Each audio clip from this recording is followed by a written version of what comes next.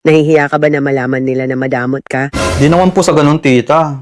Nagkakahalagang recipe na to ng 10,000. Kaya yung isang piraso na to, 2,500 ang presyo nito. Guys, magluluto tayo ngayon ng cream of mushroom pork chop. Ano yun, Tix? May tumatawag? Oo, si Tita Joanna. Dapat sinasilent mo yung cellphone mo kapag may tumatawag. Ito. Ay, akin pala to. Hello po, tita. Kumusta? Nag-vlog po kami ngayon eh. Kumusta ka na ba dyan, pamangkin?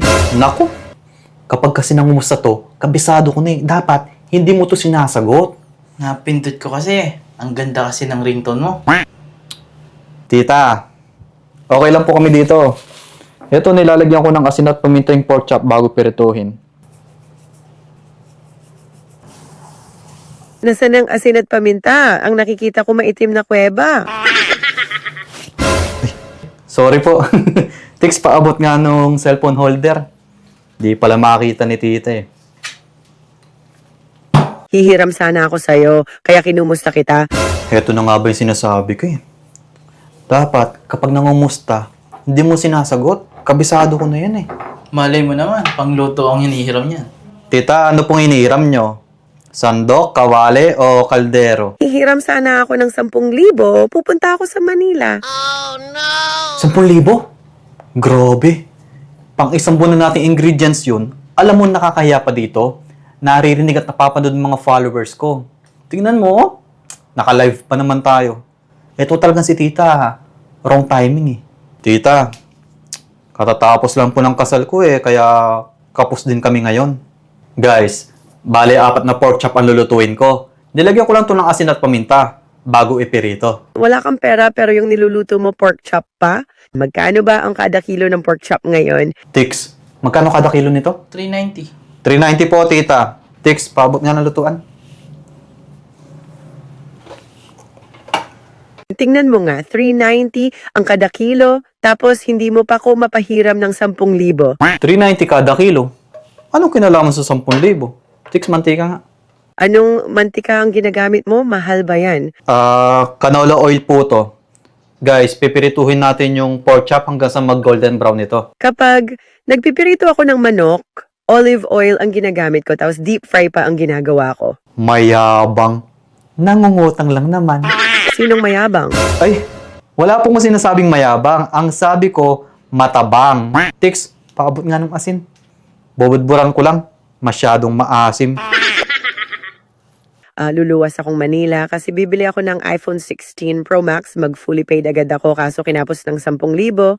Kaya hihiram muna ako sa'yo. Grabe. Ang kapal! Sinong makapal? Yung pork chop, tita. Ang kapal ng pagkakahiwa. Ang tagal ko tuloy itong ipipirito. Update.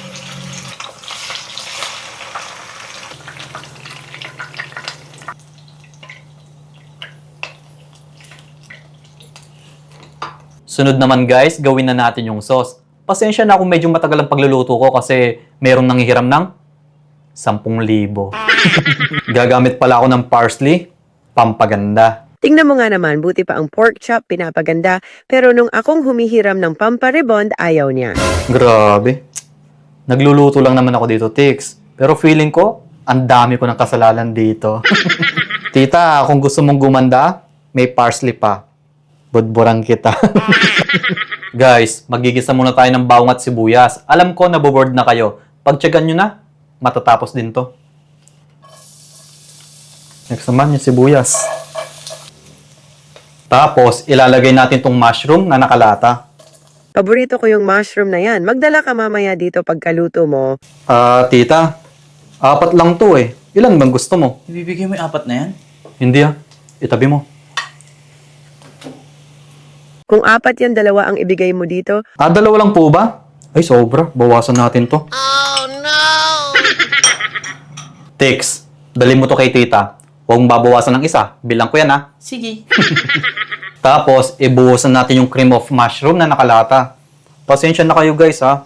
Pati yung issue namin sa pamilya, naririnig nyo. Nahihiya ka ba na malaman nila na madamot ka? Di naman po sa ganun tita. Sige po, papayaramin na kita 10,000.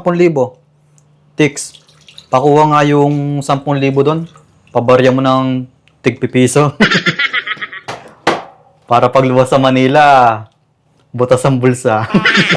Kung hindi sasabihan ng madamot, hindi magpapahiram, sige na, bye-bye na. Maglalagay muna tayo ng konting evap dito. Tapos, asin at paminta, pampalasa. Pasensya na kayo guys sa mga narinig nyo kay Tita Joanna. Kaya sa lahat ng Joanna, kumusta daw kayo? Sabi ni Tita. Sunod naman guys, ilagay na natin yung pork chop. Bale, papakuluan lang natin to ng ilang minuto.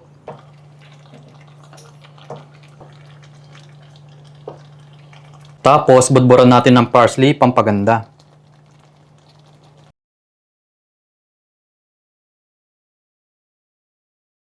So yun guys, nakaluto na tayo. Bale, 4 na pork chop ang naluto ko. Nagkakahalaga ang recipe na to ng 10,000. Kaya yung isang piraso na to, 2.5 ang presyo nito. Kaya huwag niyong susubukan ang recipe na to kasi mapapamahal kayo. Kaya naman, tikman na natin to.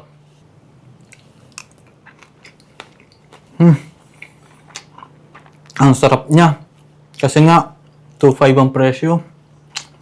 Bawat kagat mo siguro, 100 to. Ang sarap kapag may sauce at mushroom. Oh.